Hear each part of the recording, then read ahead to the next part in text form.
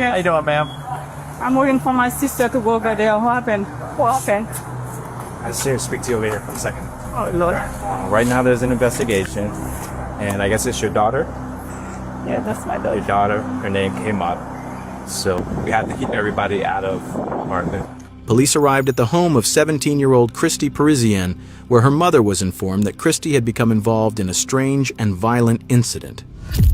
About an hour earlier, officers had discovered the body of an 18-year-old boy named Dwight Grant near a nearby apartment complex, brutally stabbed to death. Oh my God. Can you guys go back inside for me? Can you go back inside, please? Don't. Just do as I ask, please. Passengers have been taken into custody in the murder of 18-year-old Dwight DJ Grant. After a body was found there, Local 10's Andrew Perez is live. For this 18-year-old from Miramar High School, and instead, officers found a body. As new clues surfaced and the investigation continued, police uncovered a hidden conflict between Dwight and 3 of his classmates from Miramar High School. Now officers needed to track all 3 of them down as quickly as possible to figure out what had really happened, what each of their roles was, and more importantly, why. But what detectives were about to learn about how this murder happened, why it happened, and just how complicated it truly was, turned out to be far more shocking than anyone expected. You can't get away with nothing! There's cameras everywhere. Everything started on a Sunday evening. On October 17th in Broward County, Florida, a nurse named Malene Emile noticed something was very wrong. Her 18-year-old son, Dwight Grant, who most of his friends called DJ, hadn't come home that day. DJ wasn't the kind of kid who disappeared without saying anything. He was responsible, focused on school, and always kept his family informed. His sudden silence was completely out of character. This was the beginning of a terrifying mystery for his family. No matter how hard they tried, no one could get in touch with DJ. He wasn't answering calls, he wasn't with any of his friends, and no one had seen him. By Monday morning, the worry exploded. DJ didn't show up to any of his classes, something that never happened. His teachers noticed immediately, his friends noticed, and his family knew something was seriously wrong. His family and friends checked every place he might have gone, called every person he might have been with, drove through neighborhoods, handed out flyers. Nothing. Police even went to the high school hoping someone there might know where he'd gone. Officers spoke to students one by one. At this point, even the smallest detail could be the clue they needed. Anxiety and depression, so like he would. He has anxiety? No, I have Okay, so he will check on you. Yeah. Do you know the girl that he's talking to or trying to talk to? No, No, does he have a girlfriend? not to my knowledge, no. No? Okay. Right. All right. So you haven't seen him? What's up, man? No, everything good? Okay. Okay, so you haven't spoken to him since. Sunday. Is this his behavior? Like, does he do it? He's a good kid? He's a good kid. He doesn't drink. He doesn't smoke. He goes out. He has a plan. He goes out with his friends. He calls literally all of us all the time to let us know, like, what's up, how you are. Okay. All right. To everyone who knew him, DJ was quiet, calm, and spent most of his free time gaming. He wasn't the type to get into fights, he didn't cause trouble, and he had zero history of reckless behavior. Nothing in his past suggested he'd ever disappear or end up involved in something dangerous. The search for DJ continued through Tuesday of that same week. Then, around 2 p.m., while officers were canvassing the area near Sherman Circle North, a quiet neighborhood in Miramar before all this, they made the worst discovery imaginable. Hidden in the bushes beside an apartment building, police found the body of a young man.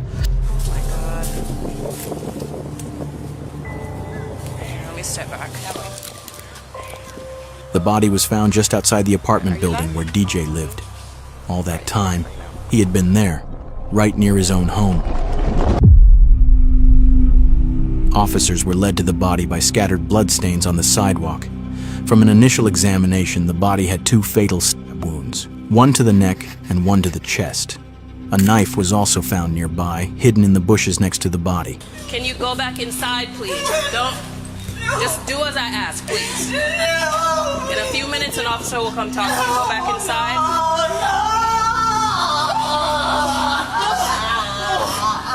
Listen, I can't answer anything right now. I just need you to go inside the apartment and stay there till I can get somebody to come and speak to you, please. Listen, what did I just ask? Just give us a few minutes and somebody will come and talk to you. Just give me a few minutes. Go ahead and go inside. After speaking with DJ's family and asking them to remain patient, officers immediately blocked off the area surrounding the body and began processing the scene for evidence. 4 officers were on scene working to secure the area, search for evidence, and confirm the identity of the victim as quickly as possible. Aquí abajo. Sí. Ahí abajo del stairwell que está ahí había mucha sangre, inclusive probablemente están tratando de limpiarlo. Hay una cámara aquí, hay 2 cámaras aquí, y hay una cámara en esa esquina donde lo tiraron. Sunday. On Sunday, he went missing Sunday. Miramar is a quiet, close-knit community where news spreads fast. So when word got out about the brutal discovery of an 18-year-old's body, tips started pouring in almost immediately. Several people came to police headquarters, hoping the information they had might help. Among them was a woman who walked into the lobby holding her teenage niece's phone. She wanted to tell police about a private group chat that had caught her attention. At the time, officers had no idea that this small piece of information would end up being the key to solving the entire case. Can you just give me a brief rundown? I'm so sorry. I know I'm seeing on the news that they found a body over by Sherman Circle, and they keep showing a picture of the kid that goes to Miramar High, saying they can't guarantee that it's him, basically, blah, blah, blah. Okay. But on my niece's phone, all the texts are coming through with that they're her friends. There's people from school there, and they know it's him. I just came here because my niece was telling me that she had got these texts from this girl yesterday from the modeling, and she said it was the most traumatizing day of her life when she seen him yesterday, which would have been Sunday. Yeah. So in my mind, 1 and 1, I'm not saying she did anything, but I'm not saying I can't come here and not show you either, because she keeps saying tells everybody in how many people she's killed and she's in a gang. I mean, and it could be just to be, cool or to be tough. But you never know. It's like, the same thing. I don't want the text messages here. I don't want them to show my nieces. I don't want like her to associate with. Okay. By the next day, Wednesday, the victim's identity was finally confirmed. The body belonged to DJ Grant, the Miramar High School student who had been reported missing. And Nicole, there are still so many more questions than answers at this hour. Our officers came out here because they were helping the search for this 18-year-old from Miramar High School, and instead, officers found a body in the bushes. Now, police had to start putting the broken pieces of the puzzle together. The evidence from the crime scene, and more importantly, the group chat that the woman had brought to them. Inside the chat, police found disturbing messages linked to 3 teens, 3 names that within hours would become central to the investigation. 17-year-old Andre Dexter Clements, 16-year-old Jaslyn Smith, and 17-year-old Christy Parisian. Without wasting any time, officers began tracking them down. Christy was the first person police went to. Miramar Police Department. How you doing, ma'am? So, right now there's an investigation, and I guess it's your daughter? Yeah, that's my daughter. What we're gonna have to do is we're gonna have to keep you out of the house for now. Me? Yes. Nothing that has to do with you personally, but we have to keep everybody out of the apartment. So if there's anybody else in there that's in there. No, the sister, she's at work right now. But nobody else is inside? No, only 2 of us. You got shoes on? Okay. So we have detectives that are going to get a search warrant. Okay. So right now, we're just going to make sure nobody's inside, and then we're going to close the door.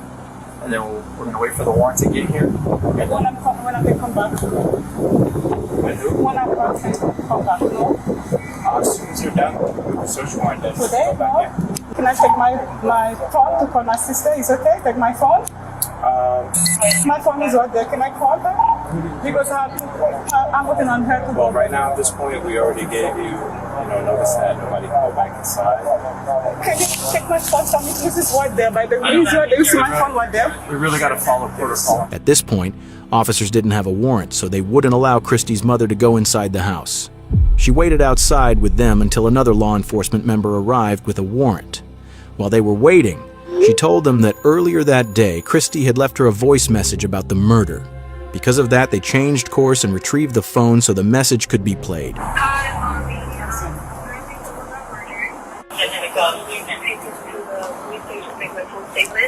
I'll be back home, and I will have my phone, so they took my phone, so.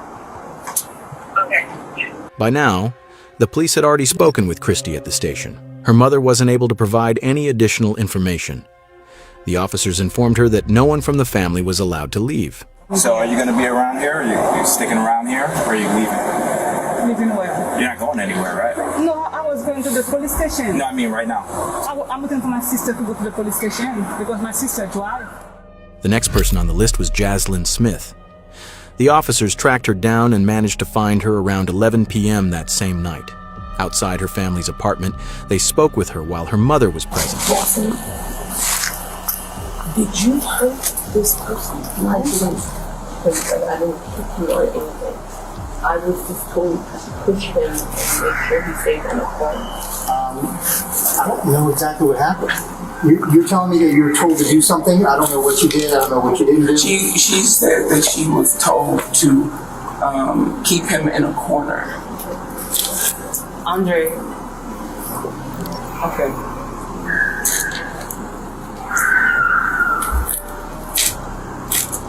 Andre told me that somebody had pissed him off, or somebody was messing with somebody else's girl or something. It had to do with some type of chick. And that he was upset and that he needed some backup for his fight. He told me it was just a fight. Jaslyn had been told to trap DJ in the stairwell. Andre needed backup for the fight, which was apparently over a girl, Andre's ex, who was now involved with DJ. You guys don't have to stay here. You do not have to talk to me. Are you going to arrest my child? No, I'm not going to arrest your child. I want to hear what she has to say, but I wanted to reiterate because I said it to you and she wasn't here. He told me to dress up in all black and follow him. Andre? Yes. I want to do rag and everything. He just said, do this for me. Just help me out with a fight. We're fine. We walked all the way there. And we walked up the stairway, and Chrissy was there. Chrissy had seduced him, from what I know. I was trying to just pretend and forget that it didn't happen. I already knew that if something like this was going to happen, I already knew the cops were going to show up sooner or later, and I already started preparing myself for the worst, Mom. What do you mean by preparing yourself for the worst? If they send me away, Mom. According to her, the mastermind behind the whole murder was Andre. He even picked out the colors of the clothes, and the plan was just a fight. Jaslyn clearly tried to downplay her own role and choices. But over the next half hour, the officers, and even her mother, would unintentionally learn the truth from her words, shocking them to their core. Things her 16-year-old daughter had done were far beyond what her mother could have imagined. Detectives were still putting the pieces together with no clear reason to make an arrest. But Jaslyn knew what was coming. She knew there was no escape, and she had already prepared herself for the worst. Because by everything I've already said, I'm an accomplice, and I know this, but I'm sorry. Come here. I can't. Come here.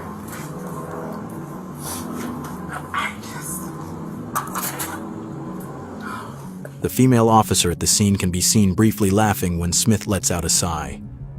But there's nothing funny about what's happening. A teenager has been killed, and Jaslyn has just admitted her role in what happened. She's now given police a motive. Andre had found himself in the middle of a high school love triangle between DJ and his ex-girlfriend. That's when the dark thoughts started, and the plan began to take shape. A plan that would need help. Before Sunday, before any of this began, Andre had reached out to her. He told her about the planned fight and the help he needed. Now sitting in a police car beside her mother, the officer asks Jaslyn to walk them through everything, step by step, starting from that moment. So I'd like for you to kind of tell me, step by step, on how everything occurred, you know? Before Sunday, before he came over. Who's here? Andre.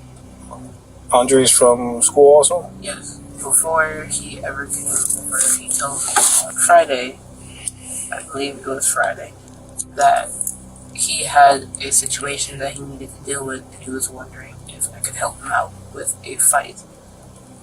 Me knowing that I used to fight in elementary and used to be a bad kid-ish outside of school, I'd agreed because he's a good friend of mine, and like, it's just a fight. He had said he was going to be coming over at around 6.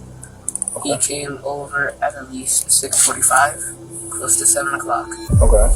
And he had proceeded to tell me the whole scenario of, we're gonna get dressed in all black. You're gonna wear clothes that you don't care about. You're gonna wear gloves, you're gonna wear do-rag. I know the whole layout of the building. Andre already knew that Jaslyn had a reputation for fighting when she was younger. That was exactly why he chose her. He even picked out what Jaslyn should wear, telling her to wear gloves and protect her hair. Jaslyn's account helps clarify the days leading up to the murder, but one thing stands out. She repeatedly tries to downplay her role, presenting herself as someone who was merely influenced rather than involved. A claim that within minutes would be completely undermined by a small slip she made. We had gotten dressed, we had prepared. My mom had gotten home. We had told her that we were going to go on a walk. He was explaining to me that the person that me and him were going to fight with, that Chrissy was going to seduce, had messed with a girl that he knew and had, essentially from what I know. And on the way there, he's telling me exactly where we're going to walk, exactly how we're going to walk, exactly what we're going to do, and we're going to wait for a signal. And I was like, okay, it's just a fight. But immediately when we got in there, we had walked over to where the staircase was, the stairwell was, while even telling me to move this way to avoid a camera and to avoid things. So we had walked up the stairs while Chrissy stayed downstairs and made a call. Me and him were upstairs. He's just talking to me, we're relaxed, we're chill. And then he got a signal for Chrissy to walk downstairs. And he had a weapon with him. He told me to hold the weapon. We had gloves on at this time still. We had walked down the stairs. He had approached the boy, and Chrissy had moved back and walked down the stairs for him. Did you know this boy or no? Okay. When boy tried to make a run for it after Andre approached him and was like, yeah, we have a problem. He has me standing behind. Chrissy looked at me and he made a run for it, and I'm like, okay, weapons just for intimidation, I'm gonna put this down. I ran and I helped Andre to tackle him and put him onto the ground. Jaslyn uses the word weapon. Even though she's detailed and specific in almost every other part of her story, she keeps this part vague. We already know DJ was found with 2 stab wounds, so whatever the weapon was, it clearly wasn't a gun.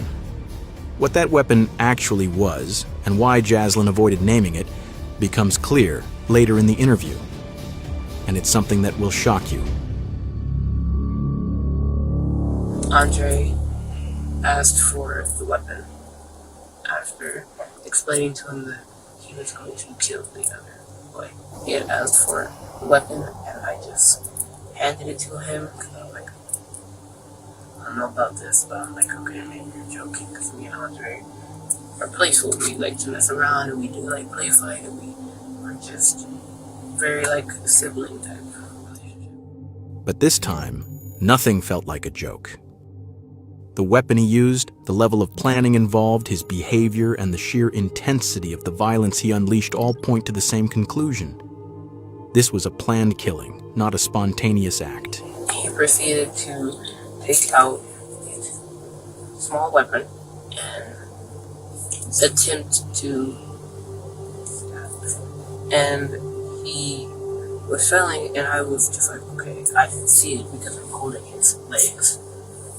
So I'm in a position where I'm holding both of his legs and I'm wrapped around his under torso, and I just feel poking right here. Jaslyn claims she didn't know Andre's full plan, but she did admit that she helped holding DJ down even after the stabbing began. As disturbing as that is, Jaslyn never stopped or showed regret during the attack, not when DJ was begging for help, not even as he was slipping in and out of consciousness after being stabbed. And then he had another smaller weapon, and he took that out, and he stabbed him right here. Also, the boy was just like, you're gonna kill me. Just choke me out or like end it, because he kept going in and out. DJ knew he was dying. Under the pressure and pain he was in, he begged Andre to choke him and end it quickly. Andre ignored him and stabbed him again. After that, DJ went unresponsive, he stopped struggling and tragically died at the scene. In Jaslyn's version of events, she says she was told to do what she was assigned without asking questions. As the confrontation escalated, she says she didn't fight back because she was terrified of what might happen. Throughout her account, she places nearly all the blame on Andre. That explanation mostly holds up until Jaslyn slips up. In the middle of her story, she mentions a detail that seriously undermines her claim that she didn't know this was a murder plan and instead places her right at the center of it. Prior to this, he had told me that this was the first person he had ever killed. Prior to this, he had told you that? When we were at the house, when we were just talking about the whole plan of what to do, what was going to happen, but he never told me that he was going to kill somebody until at this time. Like, this is the first person. I'll leave it here. I'll ask Chrissy. I'm going to leave. That single detail changes everything. It shows that Jaslyn knew about the murder plan long before it happened. Now her story starts to crack. It directly contradicts her earlier claim that she had no idea this was meant to be a killing.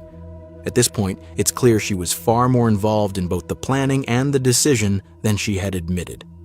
That's when the officer shifts the focus and asks about the weapon used in the attack. I'm assuming it's a knife then that he had? There is a knife and there is a longer what? Sword. A sword. Okay.